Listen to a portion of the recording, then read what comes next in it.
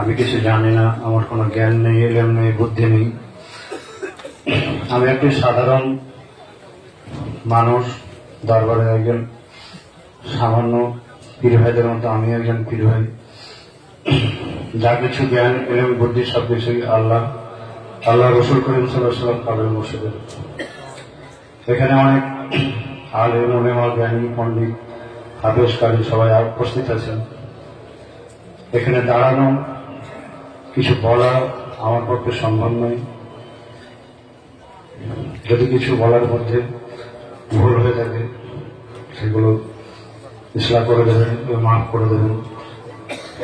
ওইগুলো দামাত বরকত শুধু বলেছেন, ওনার লেখা একটা বয়ান আছে, 8 মশলার বয়ান, যেটা বাংলায়, যেটি মৌলানা সাহেব আজকে জুম্মার পরে উর্দুতে বয়ান করেছেন। তার বাংলা তর্জমা করা আছে, এটা শুধু উনি পড়ে শুনিয়ে দিতে বললেন, সেটা ইনশাআল্লাহ পড়ে শোনাবো। বিসমিল্লাহির রহমানির রহিম। 8 মশলার বয়ান, যেটা প্রতি বছর সালানা শুক্লের 8ম দিনে করা হয়। এই 8 মশলা হচ্ছে শফিক বরকি রহমতুল্লাহ আলাইহি, যিনি একজন খুব বড় কামেল ওলি আল্লাহ ছিলেন। তার একজন সাকরেদ ছিল, তিনিও ছিলেন একজন কামেল ওলি। তার নাম হল হাতেম আসেম রহমতুল্লাহ আলাইহি। এই হাতেম আসেম রহমতুল্লাহ আলাইহি শফিক বরকি রহমতুল্লাহ আলাইহির দরবারে বহু দীর্ঘ বছর কাটিয়েছেন।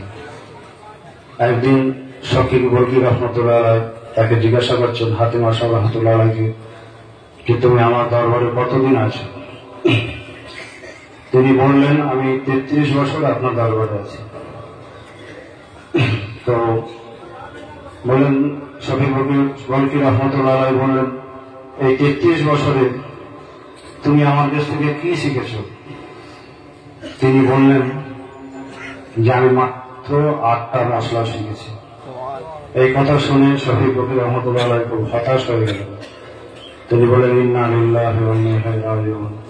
আমার 33টা বছর তোমার পিছনে আমার যাই হয়ে গেল, নষ্ট হয়ে গেল, তুমি মাত্র 8টা মশলা শিখলে?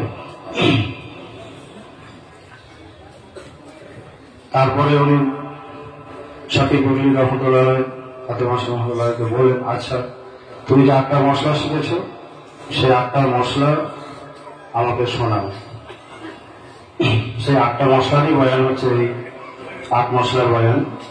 প্রথম হচ্ছে শফিক হাতেম আসেম রহমতুল্লাহ আলাইহি বললেন যে আমি মানুষকে দেখলাম, প্রতিটি মানুষ দুনিয়ার এক একটা জিনিসকে ভালোবাসে।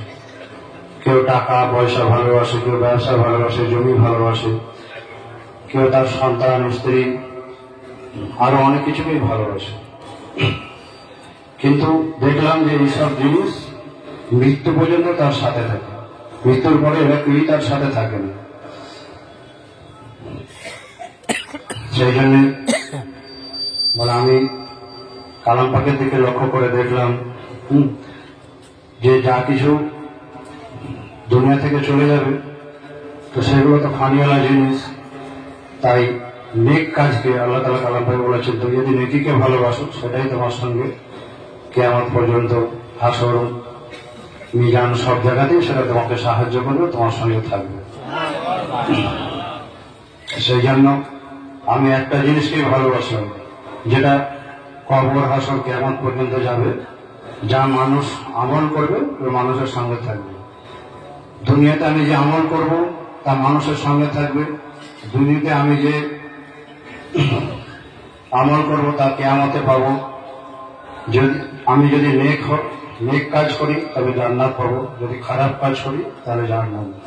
তাই আমি নেক কাজকে ভালোবাসতে শুরু করলাম, এবং কেমন ভাবে নেকি করানো যায় সদা সর্বদা সেই ফিকিরে থাকতাম। তো সেই জন্য হাতেম আসেম রহমতুল্লাহ আলাইহি হিকমতের সঙ্গে আমাদেরকে এই সালানা উৎসবের 10 দিনের এই মজলিসে বসিয়েছেন, সেই শিক্ষাটাই দিচ্ছেন। এখানে আমাদেরকে দিচ্ছে যে প্রতি মুহূর্তে আমাদের অনেক কাজ কারবার, ব্যবসা বাণিজ্য, চাকরি সবকিছু ছেড়েই আমরা এখানে আছি, বসে আছি, সবকিছু ত্যাগ করে। এখন আমাদেরকে সেসব খেয়াল নেই, কিন্তু যখন এই 10 দিনের সালানা উৎসব শেষ হয়ে যাবে, আবার আমরা সেই দুনিয়াদারির ভিতরে ফিরে যাব, তা আমরা কি নিয়ে যাব, সেই নেকিটা কিভাবে করতে হবে সেটাই এখানে শিক্ষা দেওয়া হয়। রশিদা সাহেব সুবহানাল্লাহ বলতেন যে তোমার সকাল ঘুম থেকে ওঠা পর্যন্ত, ঘুমাতে যাওয়া পর্যন্ত, তোমার রাত যে ঘুমাবে সেটাও তোমার নেকিতে পরিণত হবে। কিভাবে হবে? যে তুমি যখন কাজে বেরোবে, যখন ফজরে নামাজ পড়বে, তারপরে জ্যাকেট পড়বে, ইসলাকে নামাজ পড়বে, তাহলে তুমি একটা মকবুল হজ, একটা মকবুল ওমরা নেকি পাবে, এবং তোমার রুজি রোজগার, বিপদ আপদ সবকিছু আল্লাহর জিম্মেদারিতে চলে যাবে।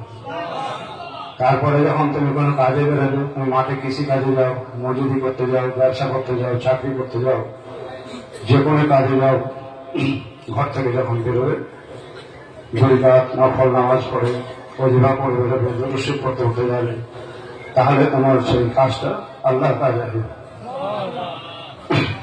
এইভাবে আমাদেরকে নেকি করার শিক্ষা দেওয়া হচ্ছে।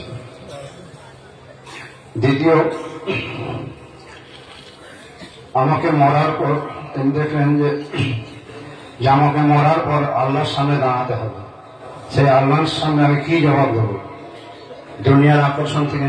তাই তিনি চিন্তা করলেন যে দুনিয়ার আকর্ষণ থেকে আমাকে সরতে হবে, নফসের পরবরিশ থেকে, শয়তানের ধোঁকা থেকে বাঁচতে হবে, নফসের সাথে যুদ্ধ করতে হবে।